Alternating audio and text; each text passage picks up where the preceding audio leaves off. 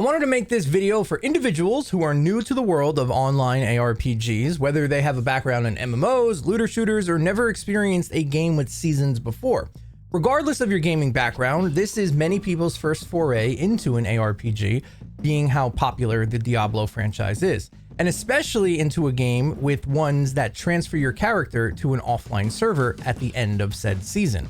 Here we will explore the three key aspects: the significance of seasons in ARPGs, the necessity of creating fresh characters for seasons, and the reasons why they often provide a more engaging experience compared to sticking with a single character indefinitely.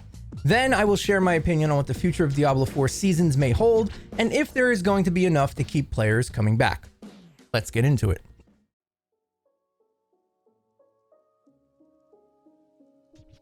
A season tends to refer to a concise period lasting approximately 3 to 4 months, where players have the opportunity to embark on a new character and engage in an optional seasonal mode that offers access to exciting new content. This could be a new seasonal activity such as Heist in Path of Exile or Battlegrounds and Dungeons in Destiny 2. It is important to note that seasons should be completely free for all game owners, and any paid elements such as the Battle Pass should be purely cosmetic enhancements. So playing a new season, if you choose to, is just that, a way for you to play the game more. When participating in seasons in Diablo 4, you won't be required to replay the campaign, and your progress in terms of map exploration and Altars of Lilith collected will carry over, contributing to your renown in the season. Part of the interest of seasons lies in the freedom to choose your own leveling path, whether it involves side quests, dungeons, events, or any other activity that may pique your interest, plus whatever new events that have been added for that season. We'll talk about those a little more later. At the end of the season, the seasonal characters and their gear will transition to an eternal realm. You can still play this character as much as you want, but they will not be able to participate in any of the seasonal activities on the live servers. Now, we don't know exactly what will happen within a season of Diablo 4, but we can take some educated guesses on what to expect. But first, seasons in video games serve a couple of important purposes. Firstly, they are all about keeping players hooked and excited. By bringing in fresh content, challenges, and rewards, seasons make sure the game stays interesting and keeps players coming back for even more. Secondly, seasons bring in a fresh breath of air. They introduce new experiences like game modes, maps, quests, and even characters sometimes, so players don't get bored with the same old stuff. Seasons also give players a sense of progress and accomplishment, with special systems and rewards that keep them motivated to achieve goals within each season that will not be available in other seasons. Plus, they encourage players to interact and connect with others in the gaming community, sparking competition such as Last Epoch's competitive runs with new uniques, cooperation, and shared moments. This also works for developers. They get a chance to try out new ideas and get feedback from players, testing out different features and mechanics to improve the game in its entirety.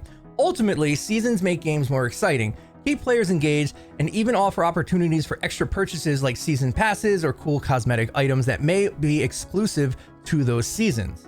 All in all, seasons in video games are all about giving players a great time, not only in the end game, but for the entire leveling process, creating new and unique ways to keep things fresh and fuel progress as you continue to build your new character.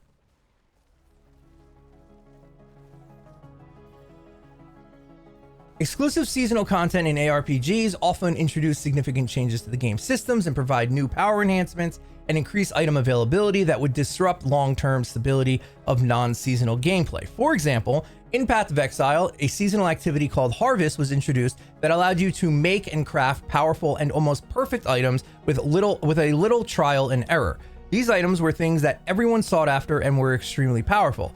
Harvest eventually made its way to the main Eternal Realms with a much neutered power level.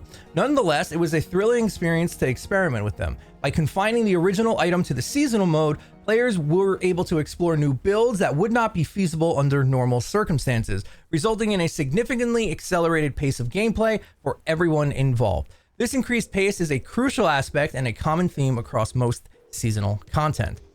The requirement to create a new character for seasonal content stems from the fact that it is designed to impact the entire leveling process and not just the end game. Seasonal content aims to expedite the leveling experience, hasten progression towards the end game, and provide a faster paced journey in terms of character development and building. ARPG seasonal content is not intended to simply be handed completed characters in the endgame, as it would swiftly exhaust the game within minutes. Seasonal content is hopefully meticulously crafted to affect the pace and enjoyment of the entire game, or at least we hope. Understand the attachment and investment you may have in your current character. You've invested a significant amount of effort into its development, and starting over may seem not appealing. However, that's where seasons shine. They are specifically designed to make things fresh and exciting. They expedite progress, introduce new objectives throughout your journey, expedite the entry into the endgame, and offer a wealth of activities to engage with. Again, hopefully. Additionally, seasonal characters often come with unique mechanics or features that enhance the fun factor beyond what is typically available in the non-seasonal realm.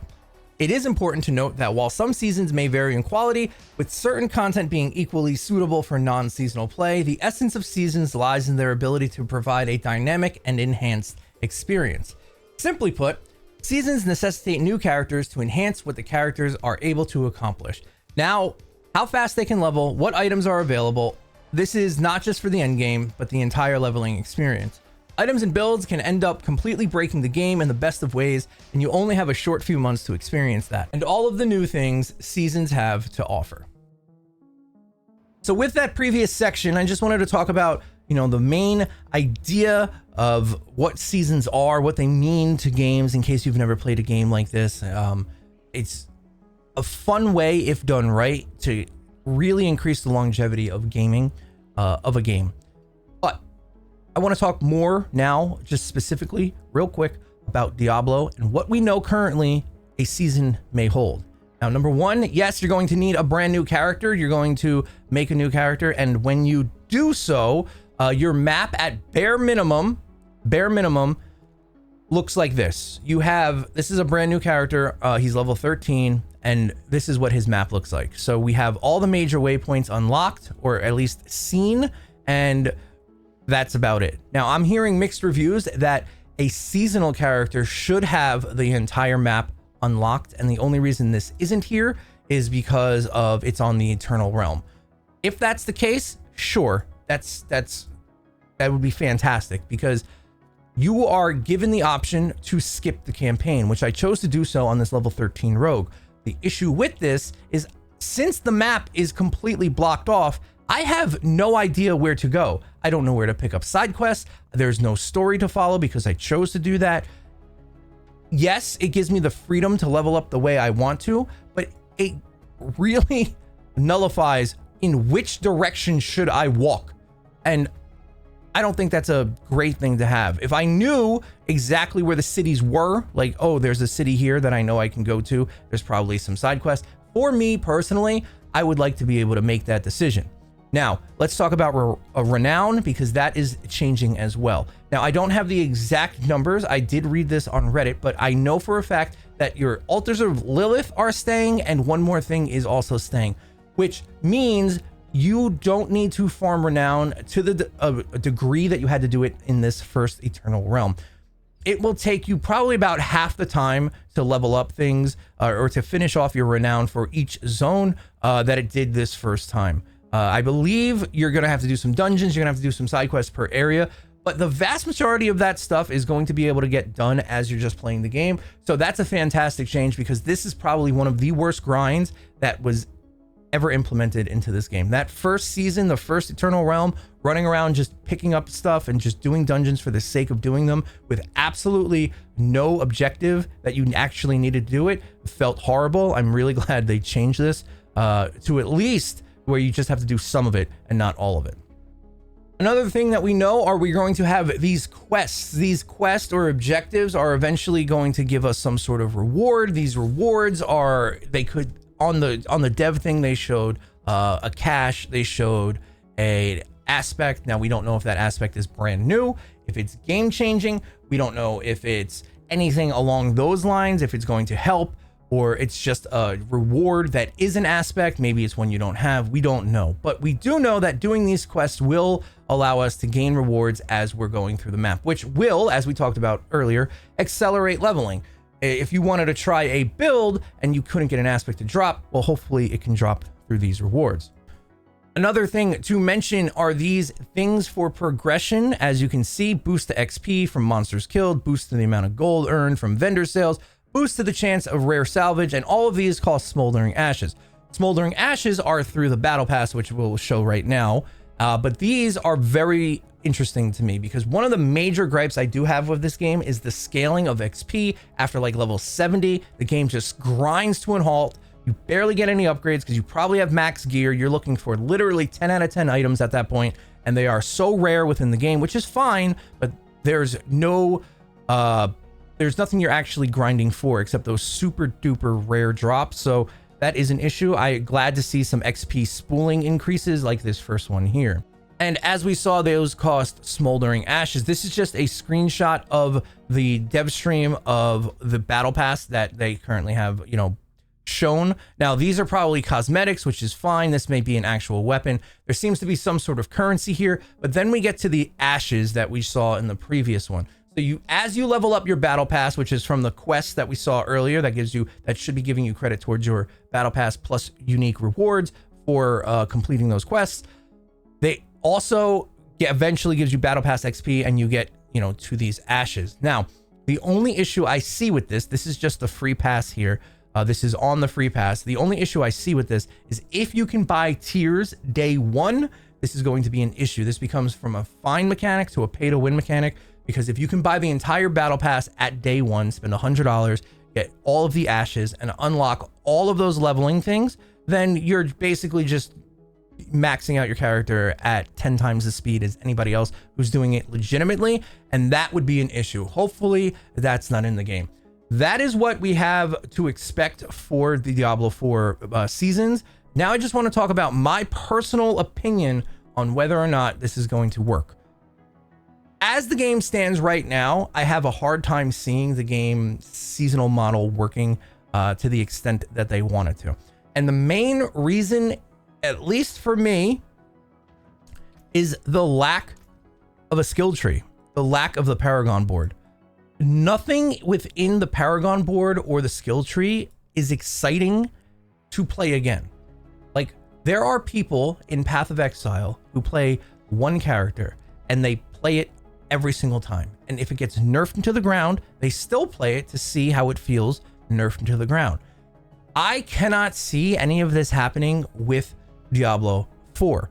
If I played a rogue this first season, this first Eternal Realm, I feel like I've had a 90% of what rogue entails, what rogue can possibly do, no matter what build you went, because currently you can't really spec into anything that isn't a core skill on mainly any character.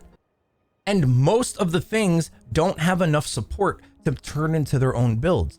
In Path of Exile, you could become a lightning sorcerer that lightning eventually becomes fire and spews volcanoes, and those volcanoes kill things, and those things spawn volcano monsters, and those volcano monsters kill things and run around the map for you, and they do the damage, and you turn your entire lightning build into a minion-based fire build. Like, yes, I'm exaggerating, but like, those are the things you can do. What are my options in this game? What am I actually doing? Oh, okay, well, this season I'm gonna go poison and vulnerable damage, or I'm gonna go ice and crit damage, or I'm gonna go, do you understand what I'm saying? There's nothing here that is really enticing me to play. The only thing that I can foresee them doing is whatever new uniques or new events within the seasons are completely game changing. But I don't see that happening. I really don't. I see, at least not yet, I see the first season of Diablo is going to be minimal at best. Maybe we get one or two new things. Maybe we get one or two uniques per class that maybe will unlock a build for that class. Like, I don't play rogue, obviously, but like, maybe they'll do, I don't know, a poison trap thing that allows you to place 5 of them instead of 2, right? Like, and you can maybe make that a build. Is that enough to bring people back? At the moment, I don't think so. There just isn't enough here, considering I guarantee you, if you look at half of these nodes, half of them, more than half, probably, one of these choices is vulnerable damage as a modifier. And I personally just don't think that's enough to get people to come back in the game. But that's just my opinion, guys. That's just, hopefully I'm wrong. Hopefully their seasonal model is a little bit better. Cosmetics are great. Things like that are great. But I just want to be able to experiment with builds. And I currently feel like that is very, very lacking. So we'll see. We'll keep our fingers crossed. There's no reason to cast judgment yet. But I just wanted to give you guys my thoughts and opinions on exactly what I think about Diablo 4 seasons and give you a quick explanation. That part of the video is only about 4 minutes long about what seasons are. Thank you guys so much for watching. If you guys like this, I'll be live at twitch.tv/roundedtictac. We would love to see you stop by. If you guys enjoyed this video and learned something new, please subscribe. It really does help out the channel. Maybe throw it a like. That helps as well in the whole algorithmic thing. And thank you guys so much for watching. I will see you on the next one. Tic Tac out.